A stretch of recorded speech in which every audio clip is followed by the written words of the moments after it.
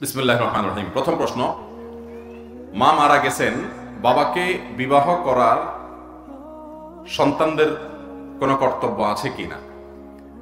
দরকারি প্রশ্ন ভাই। বাবা কিংবা মা দুনিয়া থেকে যদি চলে যান, তাহলে সেক্ষেত্রে সন্তানদের উচিত বাবা মার সব দিক খেয়াল করা।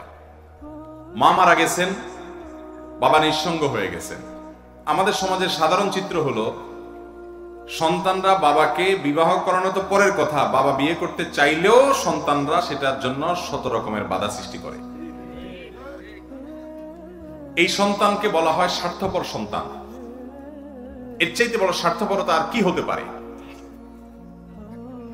মায়ের মৃত্যুর পর বাবা যদি জীবন সঙ্গিনীর প্রয়োজন অনুভব করেন, বিশেষ করে মানুষের বয়স যখন বেশি হয়ে যায়, নিঃসঙ্গতা এবং একাকিত্বের যে কষ্ট, এটা তখন কুরে কুরে খায়, তখন একটু একান্তে কথা বলার জন্য একটা মানুষের দরকার হয়, যাকে মনের কথাগুলো খুলে বলবে।